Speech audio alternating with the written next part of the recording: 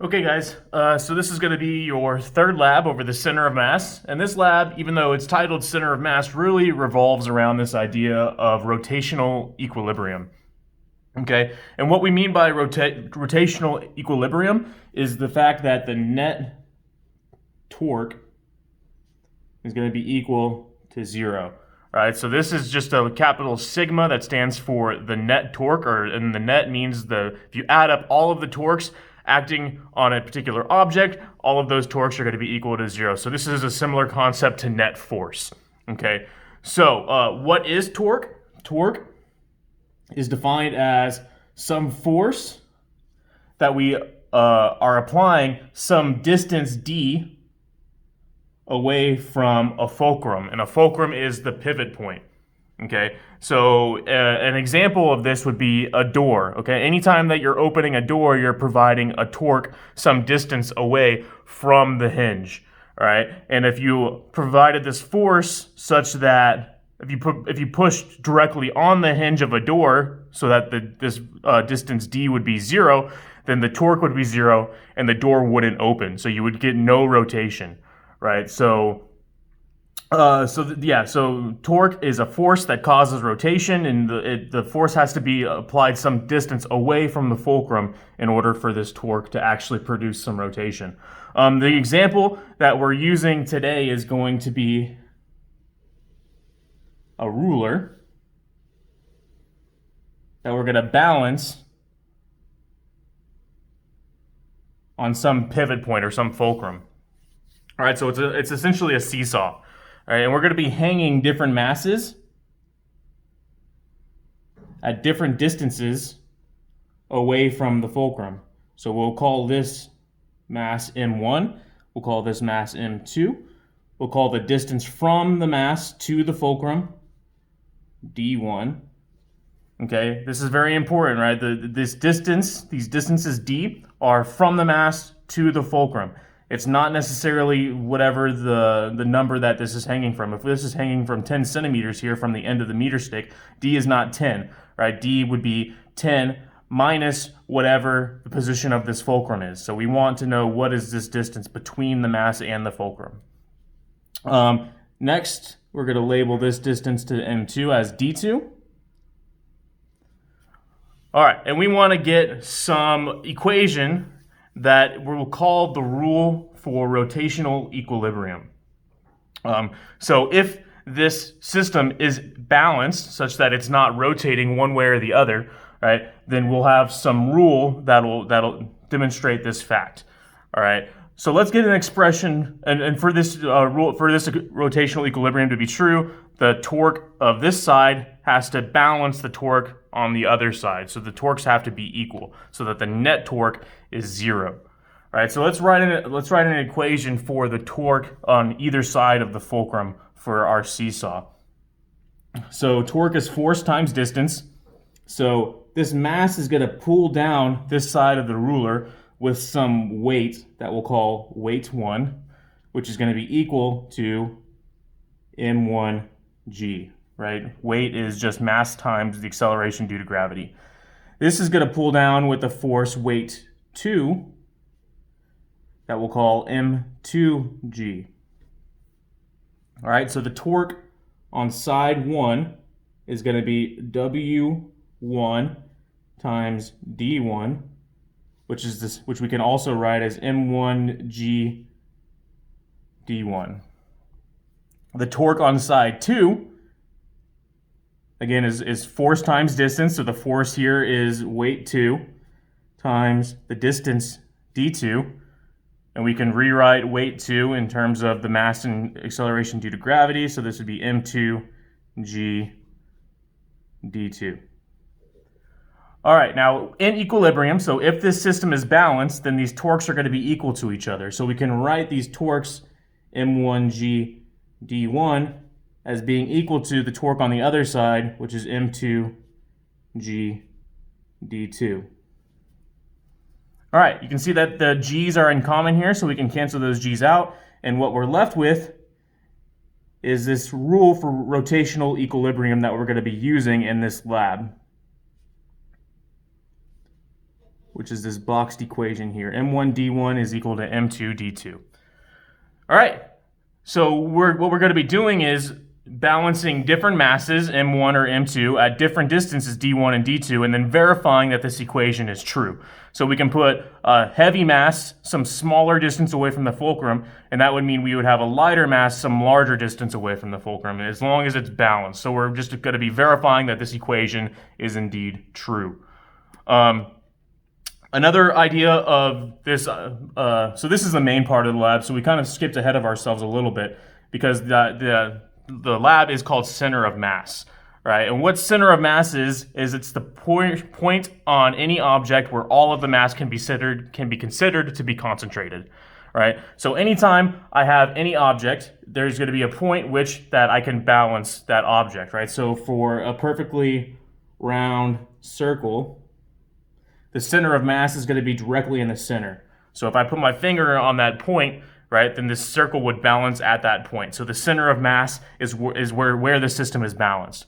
For our meter stick, as long as there's no weights on either side, right, so adding weight to either side is going to change the center of mass. But with just the meter stick, this center of mass is going to be around the 50 centimeter mark, which is directly halfway between either end of the meter stick.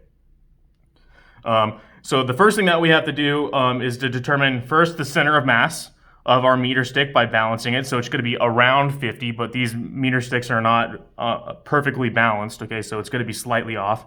And then once we find that center of mass, then we can go ahead and start putting our masses at distances away from that center of mass, right? And then we can then verify this rule for rotational equilibrium, which is the main goal of this lab.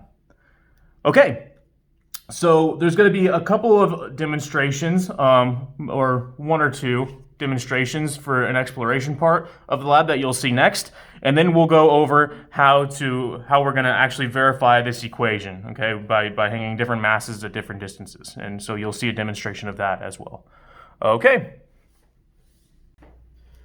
Okay guys, how's it going?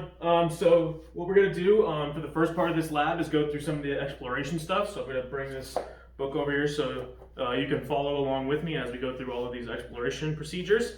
And then we'll explain what we're going to do with this seesaw in front of us and how we're going to confirm that law of rotational equilibrium. So the first thing that we want to do is we have these various shapes here. There's pictures of these shapes given to you in your manual, and what we want to do is find the center of mass of each of these shapes. And now remember, the center of mass is where all of the mass can be considered concentrated, or where the object balances. Okay, so let's start with the first easiest one is going to be the circle shape here. All right, so we're going to find where does this circle balance, and because it's symmetric, it should be right in the center. There we go. So we have it balanced, and you can see there, my finger's right in the center of the circle. So this one, the center of mass is right in the center. Let's now look at the triangle. So make your prediction, and we'll see where do we think the center of mass for this one is going to be. So let's go ahead and get it balanced. So we have it balanced there, and if we see where my finger is, it's also very close to the center. Okay, for some of these shapes, they're not 100% symmetric, so it may not be exactly in the center, but it's close enough. So that one in the center as well for the equilateral triangle. The next one that it wants you to do is this heart. So let's see, where is the center of mass of this heart shape going to be? These irregular shapes are a little bit harder to balance. There we go. And now let's look and see where it is, make your prediction. And there is where the center of mass is. So it's a little bit closer to the heavier end, to the top of the heart, than it is to the bottom of the heart. Okay, so that's where your center of mass for this shape is going to be. And then we have the final of the cardboard shapes. So this one is very irregular, so let's try to balance this guy now.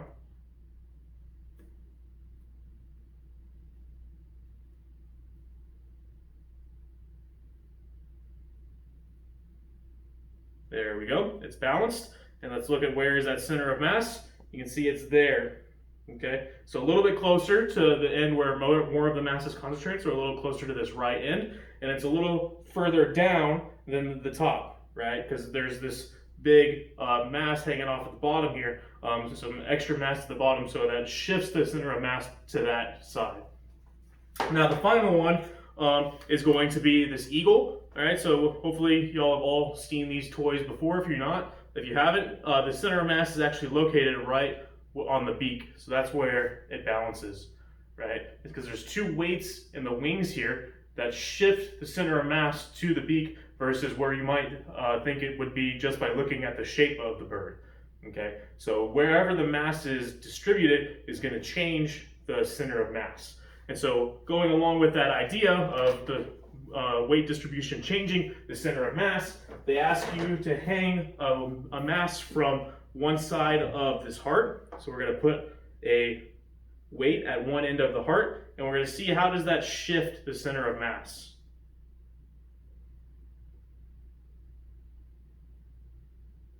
There we go, we got it balanced with that weight on there. And if we look at the center of mass now, you can see it's actually a little bit lower than it was before. So putting some weight down at this end shifted the center of mass towards that extra weight.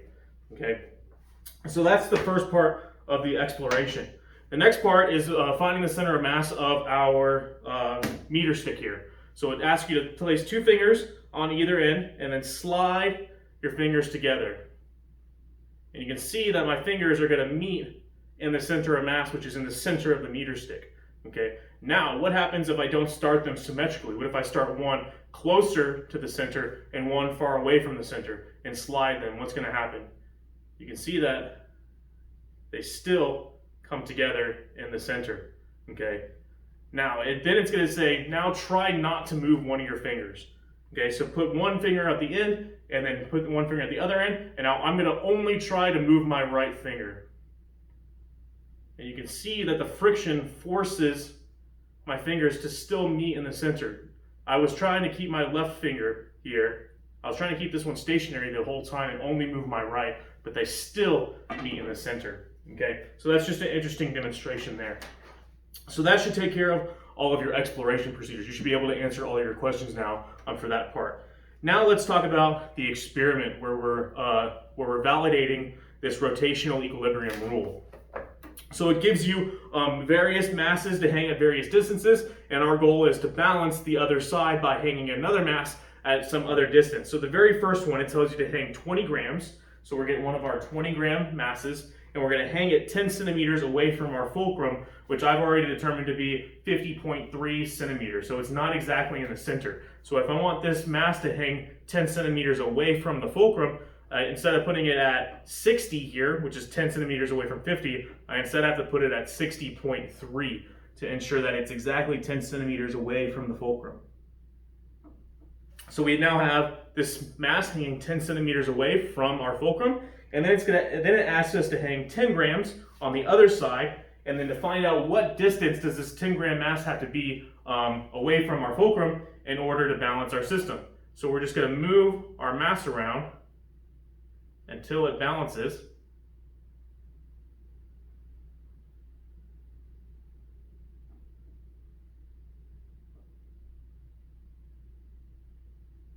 Not quite.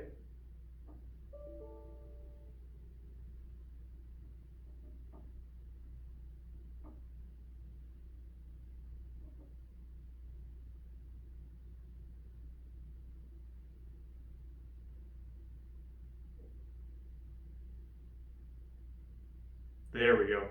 All right, so we got it balanced. So what we would do now is to record this distance, which has already been done for you in your PDF, and then write it down for D2, because this would be our M2. And so we would record this distance, take it again from 50.3 centimeters from the distance from the fulcrum, and then we would record that distance. And you would do the same thing going down this chart and balancing the system for each different mass at each different distance, okay? So those values have already been determined for you, and all you gotta do now is to do the analysis. So you have to calculate M1D1 for this side and calculate M1D1 for the other side, and then verify that they are indeed the same or very close to the same, okay? And yeah, that should do it for this lab. Oh, actually there is one other part involving this, and that's gonna involve the rock, okay? So it wants you to come up with some procedure in order to determine the mass of a rock. So we don't know what the mass of this is. How can we go about using our balance system here in order to determine that? So what you have to do is we're going to hang a 50-gram mass some distance away from our fulcrum. Okay, the distance doesn't matter. I've given you distances and masses of all of these things for you, but what you choose, it doesn't necessarily matter. What's important is that you get the system balanced. So we're going to move this mass such that our system is balanced. And then once the system is balanced, you can then calculate the mass of this rock just using the equilibrium equation that we've been verifying this entire time. Okay, because I know what this distance is going to be. I know what this distance is going to be. I know that this is 50 grams, all right? So the only thing I'm not going to know is what is the mass of this rock. So you can calculate the mass of this rock just by balancing your system. There we go, kind of close. All right, and so once it's balanced, I recorded these two distances. We know what this mass is, and then you can calculate this mass. Then what we do is we take this rock and we actually measure it using a triple beam balance. And then you can compare those two masses, the one that we got from using this balance way and calculating it versus what do we get when we just directly measure it. And that will be the very final portion of this lab. All right, so that should do it for this week. That should help you answer all of the questions that you need to. And we will go ahead and see you all next week.